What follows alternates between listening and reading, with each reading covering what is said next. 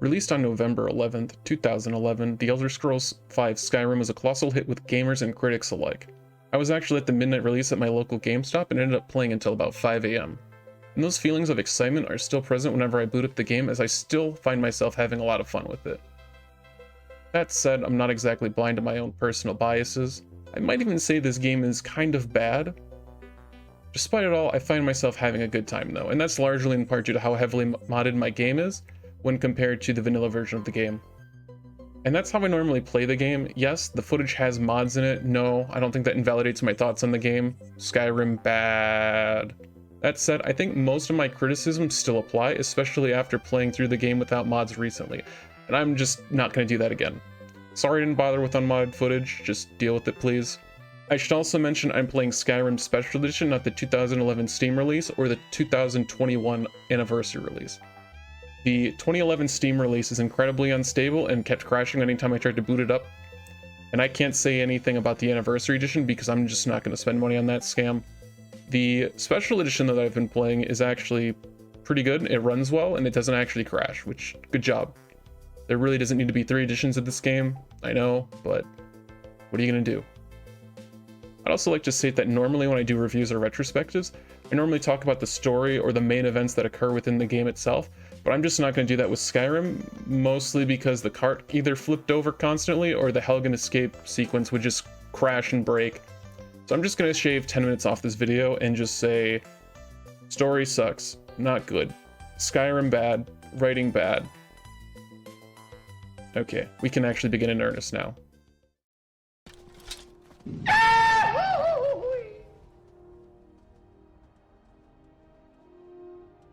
Skyrim's core gameplay loop is pretty simple and effective. Explore the area, find a cave, explore the cave, kill monsters, get rewarded, and repeat. Exploring the world actually turns out to be a lot of fun. I'm still finding new quests after 500 hours of game time across all the platforms, like this pirate slaying quest. Sure, it's pretty mediocre, but it's a new experience and that's actually great. There's so much to explore and so much content to find that it's just one of the main reasons I keep crawling back. Dungeon running is pretty addictive. It feels really gratifying to complete a dungeon and get a bunch of goodies I can either equip or sell. It's a constantly rewarding system that fills my brain with feel-good chemicals. It's definitely intentionally designed to be psychologically rewarding, so good job, Todd. You wringed out every single ounce of dopamine left in my shitty tar brain. Congratulations, you did it. Proud of you. Just wandering through the land and making my own adventures is incredibly fun to do. It's probably not what the devs intended, but it is by far the best way to play the game. Just explore and take the world in at your own pace. Trust me, it's better than the main quest line. The dungeons encountered will make up the bulk of the playtime, with over 180 clearable dungeons spread across the map. A lot of dungeons will boil down to a cave, Nordic tomb, castle, Dwemer ruin, or a mashup of all these pieces. There are exceptions like the Glades or Glowy Cave, but for the most part, all dungeons end up using the same aesthetic. Now, obviously, assets are going to be reused in a game as large as Skyrim, but the overabundance of the same textures can turn exploring into a monotony. Personally, I don't mind the reused textures in similar locations. There are some more interesting dungeons though, like Mizencleft. I have no idea how to say these dwarven fucking names, sorry. Blackreach, and the Apocrypha dungeons in the Dragonborn DLC. My favorites tend to be either the Dwemer ruins or the Apocrypha dungeons. Dwemer ruins end up feeling like a real adventure into a forgotten civilization with unknown dangers lurking within the ruins. It helps that the Dwemer ruins often put up the most challenge out of all the dungeons, which really adds to the sense of adventure. Apocrypha's dungeons are found by collecting one of the 7 black books scattered across Solstheim and are often rewarded to the player after clearing a dungeon. I find these dungeons to be more visually interesting than the other ones. The enemies here are these weird Lovecraftian squidmen and fishmen, and the fishmen just turn out to be reskinned giants. They aren't particularly threatening, but they do add to the otherworldly atmosphere established by the Black Sea writhing tentacles in the eerie green glow of the world. While I do like dungeons for the psychological reward, their actual design tends to be lacking. Generally speaking, a dungeon will go like this.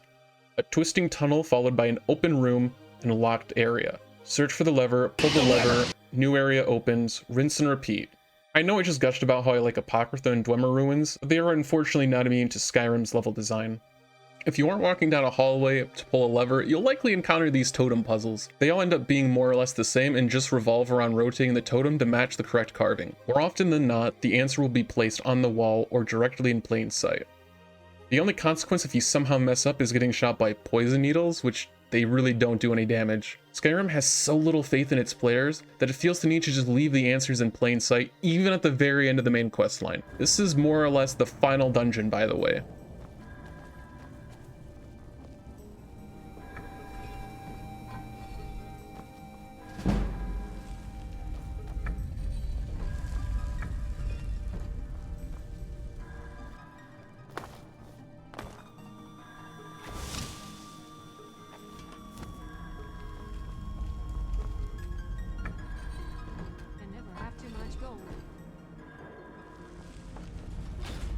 These puzzles don't add anything to the experience and end up being incredibly patronizing. I get the devs wanted the player to have their wits about them with environmental puzzles, but this doesn't require any ounce of thought. If anything, they slow the pace of the game down and ruin the flow. If the intention was to force the player to pay more attention to the environment, they should have made traps either more discreet or deadlier. And for the record, I'm not against these totem puzzles in their entirety. Ingle Barrel took this formula and tied it to a riddle, which was a much welcome change. It's refreshing and kind of nice to see how this was implemented. I would have liked to see more puzzles done this way, however, I don't think they needed this journal since the dungeon had environmental answers.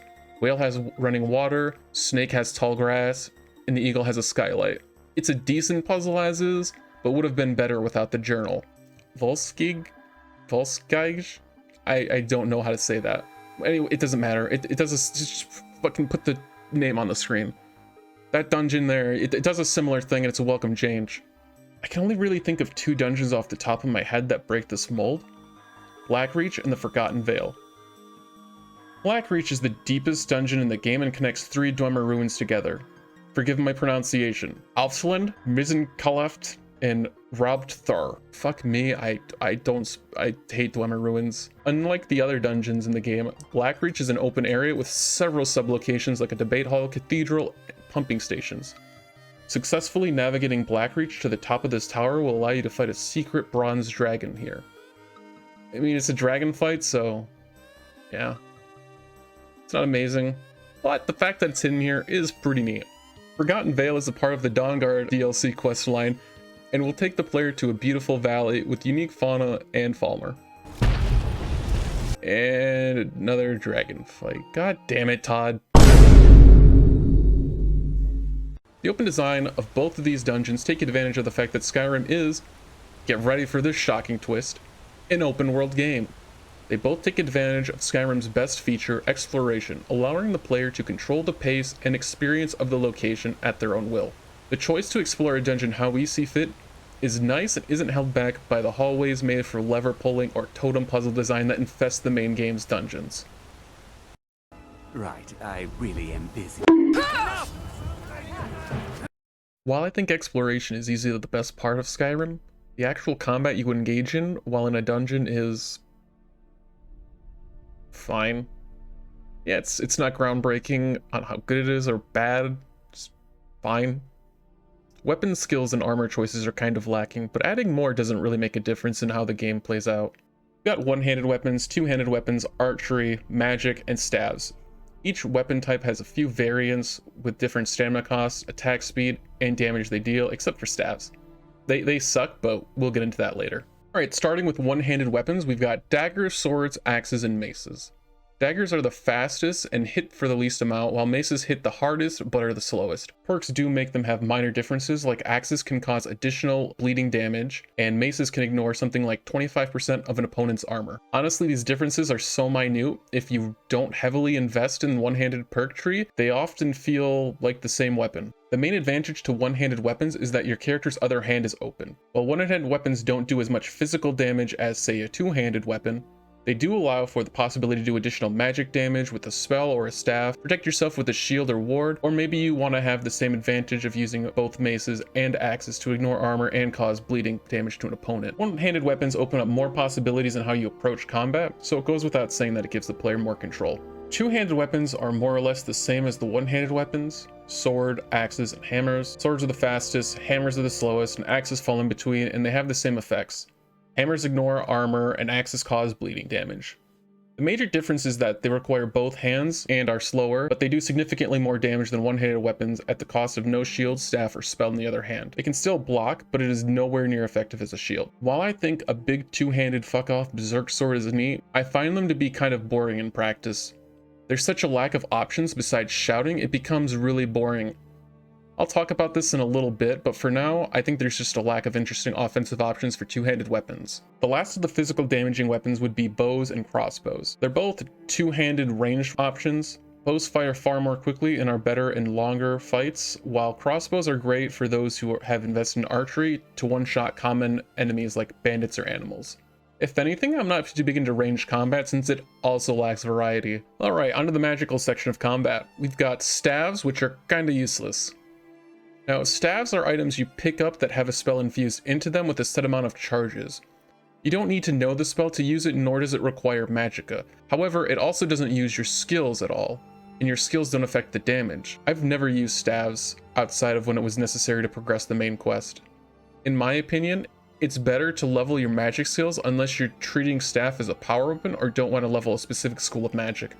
The next combat tool in the game are the schools of magic, which are Alteration, Illusion, Conjuration, Destruction, and Restoration. Alteration is one of the more flexible magic schools with the ability to be both defensive and offensive with spells that can increase armor and paralyze opponents. Illusion is more utility based as well as spells that can aid in stealth and can cause opponents to go berserk and attack their own allies. Conjuration allows the player to summon familiars, create zombies from fallen foes, and conjure weapons. Destruction magic is all offensive with fire, ice, or lightning spells, each having secondary effects. Fire burns more health, ice decreases stamina, and lightning drains magicka. The last school of magic is Restoration, which primarily focuses on healing and damaging undead. I think both Alteration and Illusion are probably the most varied in the utility they offer for gameplay.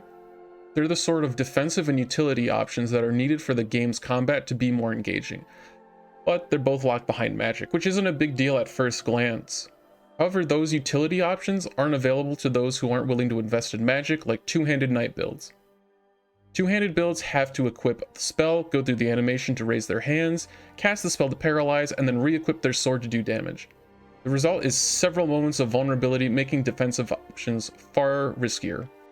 But that's the risk of two-handed weapons, you shout at your phone or computer screen. Yes, that's right. But the two-handed weapons don't have enough offensive options to justify the lack of defense. You get pure damage, but no additional skills, which results in incredibly boring gameplay. It isn't until skill level 100 that two-handed builds get a chance to paralyze their opponent, adding the much needed variety. And even with the defensive utility at a mage's discretion, the player still has to go through some form of menu to find the right spells. There are only 6 hotkeys, and mages will likely end up using far more, especially if they're not wearing armor. The result is hotkeying your 6 main spells and then opening up your favorites tab to try and find your utility spells you need for certain situations, which breaks the flow of combat by having it come to a screeching halt. Now I have a good solution for this. Get ready for this one. Let us bind more keys for spells. Unfortunately, console limitations bleed their way onto PC once again. Destruction magic also has some weird limitations, and not magicka related ones. More specifically, the elemental spells kind of cannibalize each other in that they do the same thing or at least function the same way. You've got a spell that sprays the element, a ranged projectile, an explosive rune, a ranged AoE, a defensive cloaking spell, a stronger ranged spell, a spell that leaves a mess on the floor, and a master AoE spell. I think I might have missed some, but there are like 8 fire spells and 16 spells that are more or less the same for frost and lightning. This similarity ends up making magic, the creative part with all the utility tools, feel the same when it comes to offensive play.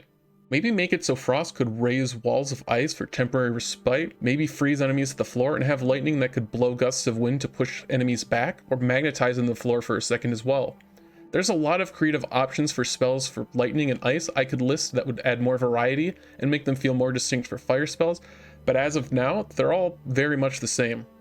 Like I said, the combat is suitable, It's not good, but it works, which is a Christmas miracle for this game. With a little more variety and depth from melee and magic builds, I think combat could be considered good. However, the combat does benefit from the introduction of perks which are received from leveling up in the game. You level up by using your skills in combat or crafting, and you'll be granted a perk point to spend in these perk trees. The problem is these perks are kind of boring and dumb. Just look at this list of perks for one-handed weapons. All but 2 are number go up. The problem here is there's way too much vertical progression with very little horizontal progression. Vertical progression focuses on numbers and stats, while horizontal progression focuses on abilities granted to the player. I am greatly simplifying these concepts for the sake of brevity, so bear with me. In the one-handed skill tree, we get the perks Critical Charge and Paralyzing Strike, both of which add new abilities. Critical Charge allows for the running attack that does double damage, and Paralyzing Strike grants a backwards power strike that has a chance to paralyze enemies on hit. Oh hey! Two-handed weapons get the same perks. Neat! It's not neat. It's the opposite of neat. In fact, it's kind of shit. As the player gets stronger, the number goes up, but they aren't rewarded with enough unique abilities to demonstrate their newfound power until far later in the skill trees. As a result, leveling up and gaining perks doesn't feel good enough. Honestly, there's an easy fix, which is combining stat increases with unique abilities like Critical Charge did. Maybe something like a backstep move that has the player swing the sword at the same time, making it a potent defensive option. It's unfortunate that the perk system doesn't add the variety it could have to make melee builds feel distinctive. The perk system is alright in theory, but in practice, it's kind of boring and doesn't bring enough to the table to have an impact on gameplay. Shouts, however, do have an impact on gameplay. Much like spells, they add offensive and defensive options without taking up equipment slots.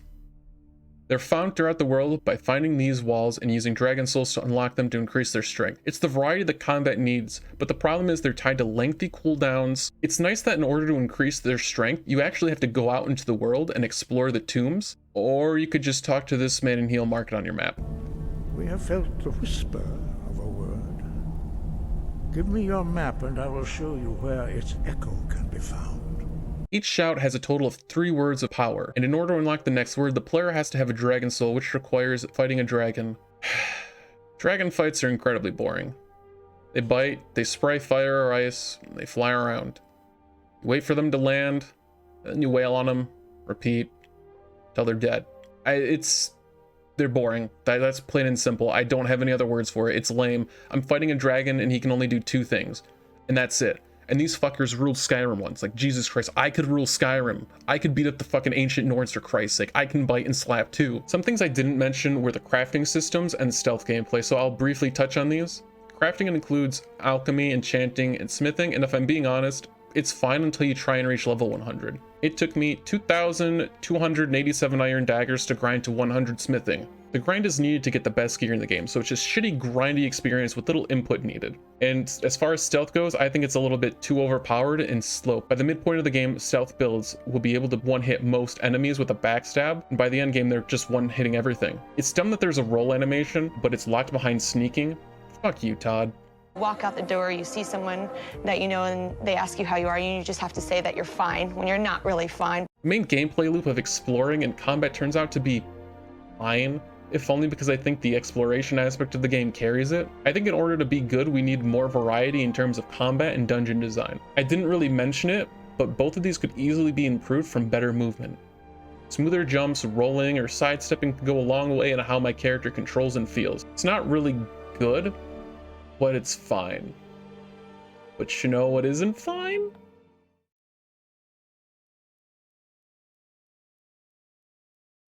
Bethesda games are good at creating a mediocre combat, interesting worlds, and characters flatter than your mother's ass. Sorry, that was really uncalled for. The writing impacts every single aspect of this game's quests, characters, dialogue, and lore. It's really rough to sit through at times, and I find myself mashing the next button because of how generic and uninspired the dialogue ends up being. I think a good place to start is with the characters. There are like 2 characters in this game that are actually fleshed out. I only know of one, and that's Serana from the Dawnguard DLC, but if anyone knows who the other one is, please let me know in the comments below. Okay, I'm sorry, I couldn't help it there. All the characters, though, are really flat, and for an RPG, that's kind of a death sentence. Give me 5 character traits from this asshole that don't include his occupation or appearance. You might be able to do it, but it's going to be difficult and possibly include several synonyms. What do you think Savo Aaron's hobbies are? does he enjoy in life? Do you even know who I'm talking about? Because I honestly couldn't remember his name. No, seriously, I had to Google College of Winterhold Archmage because I had no idea what his name was. He's just so unmemorable. And you might think this cool pose shows Ulfric's arrogance and confidence. Ha, just kidding, I got you. Everyone sits like that.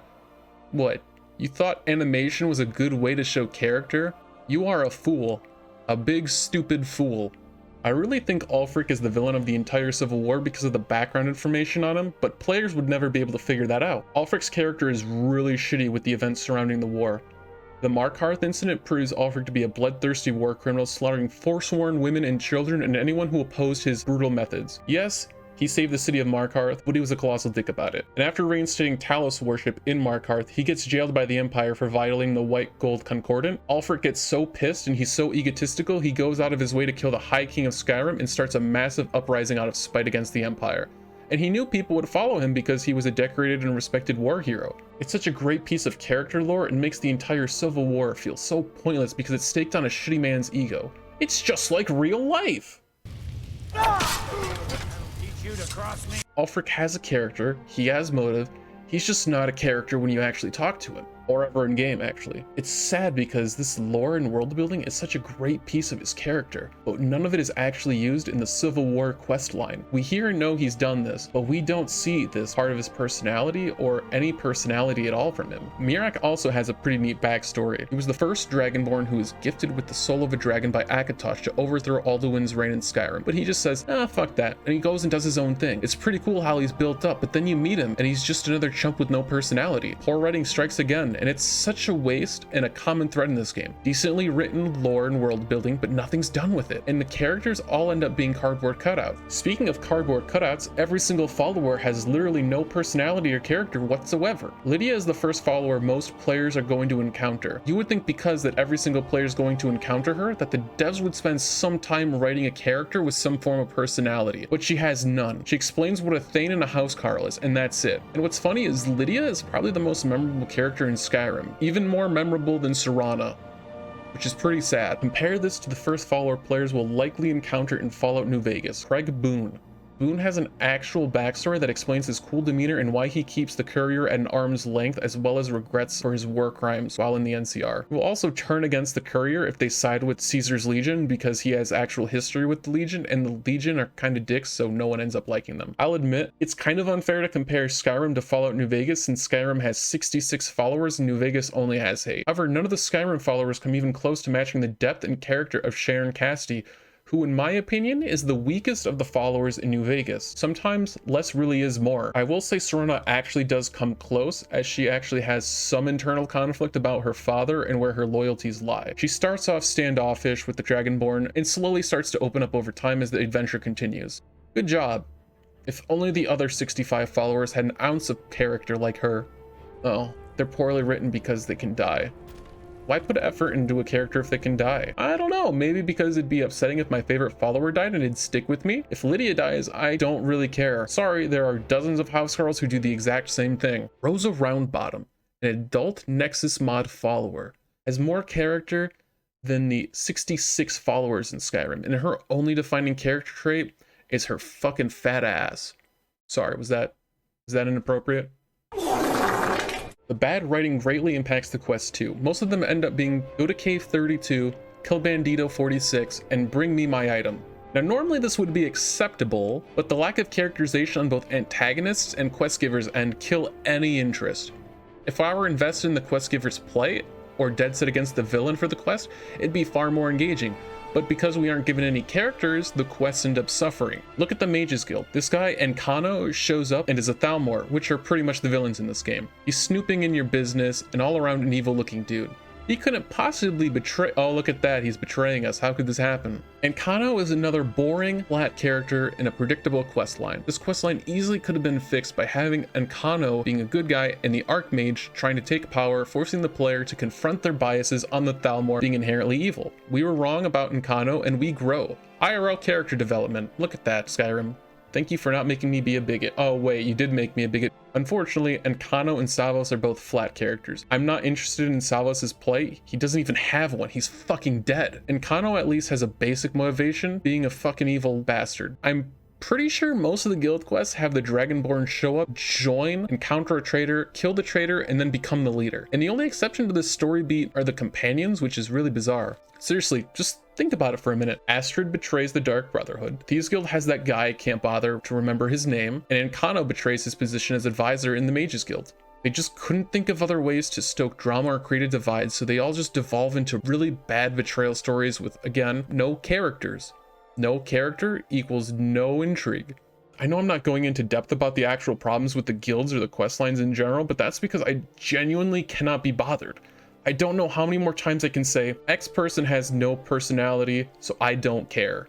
Or what about the gameplay during the quests? Eh, they're fine, I guess. However, this is more about the writing, and if Skyrim wants to be an RPG, it has to at least have some decent writing involved for me to feel like I'm doing something interesting. And this game is really lucky that my brain is made of tar, and I enjoy walking around seeing these locations. Now maybe the quest would simply do better with a little bit of a dialogue overhaul, because it fucking sucks too. Your choices will likely boil down to yes, no, and question. And most of the time, they're all very boring ways of saying yes, so you can't roleplay as a sassy swordsman or a grumpy mercenary on a revenge quest. The first Dragonborn is alive and attempting to escape Hermaeus Mora's realm, and that's the only dialogue option I got? Okay, yeah. I didn't want options in my RPG anyways.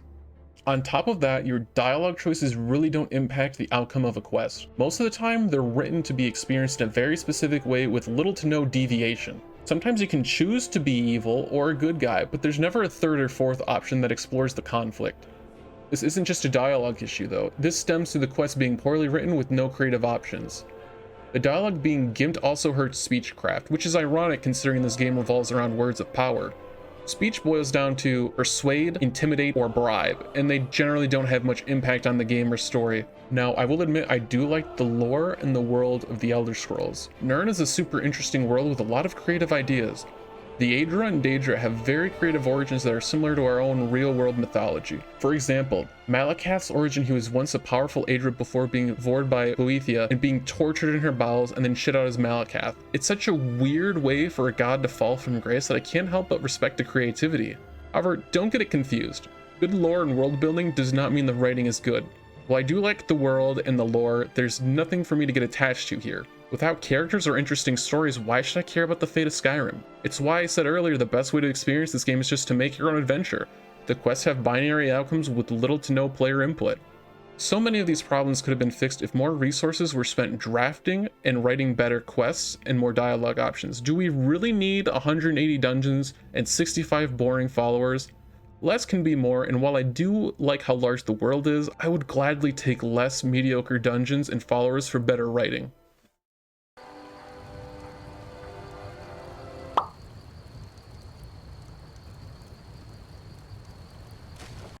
So if you have eyes, you've probably noticed that all the footage has various mods installed, and yes, that would be correct. I feel this goes without saying, but the community mods are by far the best part of this game and fix a lot of the major issues I and so many other people have with the game to begin with. I'm also going to state this here and now, but mods existing does not excuse Todd Howard and company's bad game design. If anything, it shows how bad of a game developer Bethesda Game Studios really is, and how many opportunities they missed to truly make a great game. Now, some of you might be a tad confused as to why I would bring up mods in the first place. They aren't a part of the base game, which is true, but with how Bethesda has pushed the Creation Club for both PC and console versions of the game, I think I should probably talk about the mods. The Creation Club is just a scam, no doubt about it. The modders get paid, but ZeniMax pockets the money and has a small portion drip down to the modders. And let's be honest here, there is nothing of value you can't get for free elsewhere. If you want to support a modder's hard work, tip them directly. Don't give a shitty publisher money for doing nothing. Enjoy paying for survival mode creation, cucks. Sorry, that was really uncalled for, but I really had to let that one out. Alright, I was saving that since I started writing this video. Okay, leave me alone, I didn't mean it. While I'm here, fuck the Anniversary Edition. The update bricked my script extender, which is needed to play more complex mods, and I had to download a 3GB patch to roll back my Special Edition to use the more complex mods I'm used to playing with. Yes, I know I'm being a salty bitch about this, but $50 for a game that came out over 10 years ago is bullshit, and a $20 upgrade for additional garbage is also shit.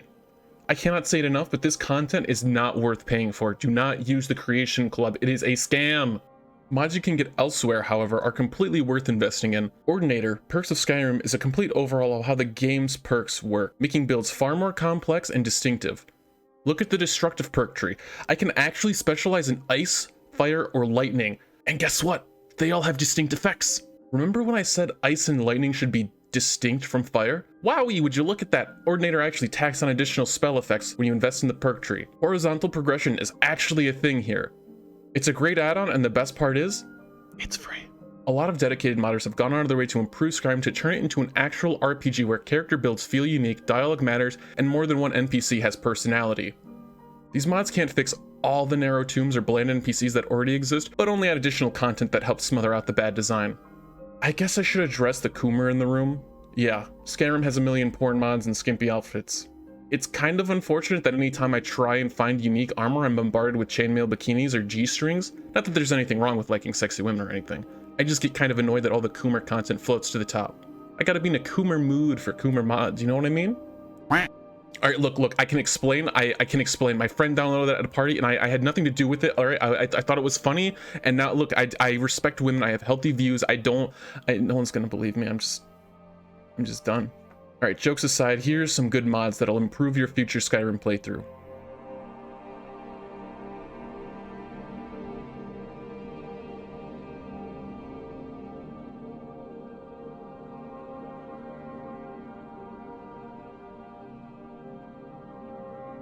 Because of the modding community, the game has near infinite replayability. Each playthrough ends up feeling unique because of the new race mods, new builds with Ordinator, and the dozens of additional quest lines from mods like Moonpath to Elsewhere or Falskar.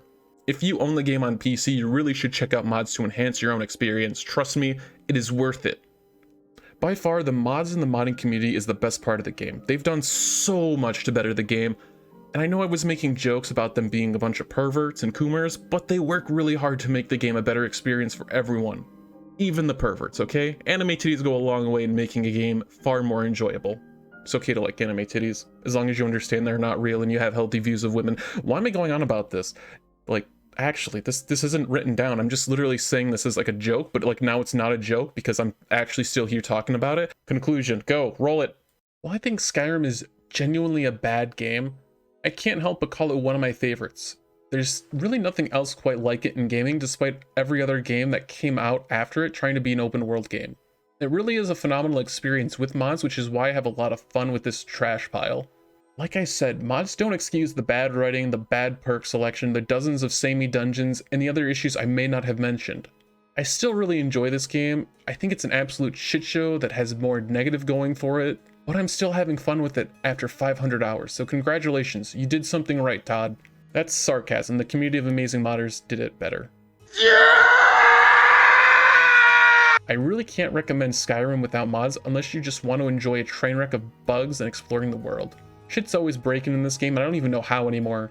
I think I'll end the video with this. Skyrim is a very garbage game, but it can ultimately be a lot of fun thanks to community creativity, hence the title. Skyrim is fun garbage, or whatever hyperbolic title I ended up going with, I don't know anymore. Either way, what are your thoughts on Skyrim? Your criticisms? I don't care, but my where's my YouTube contract? Hang on. I have a YouTube comment, or YouTube contract right here, not a fucking comment. It's probably a comment. You hear that though? This is actually my medical bill from my doctor's visit. I had to pay this shit still. All right, well, fuck. Sorry, I just like ad-libbing at the end. It's funny and I enjoy it. I get to say stupid shit and no one watches this far anyways. But seriously, leave your thoughts below. I really would be interested to hear what you actually like about the game or dislike. I hear a lot of people say it's bad, but it's fun. But like no one ever really articulates it outside of that framing. So I'd be really curious to hear. I also need to show my Twitch account, twitch.tv/coffee_spider. I don't really have a schedule at the moment, but I play a variety of games. If you want to hear me complain more in real time, I'll probably be there. Probably, I don't know. You can insult me in real time if you want, but be funny, at least. Thank you for watching. It really does mean a lot. I'll see you guys in October for the Halloween video that'll probably end up being late or never existing. Now that I just said that, I feel like I'm obligated to make it. All right, whatever. Anyways, you guys have a good day, morning, evening, whatever time it is for you there. You guys have a good one. Goodbye.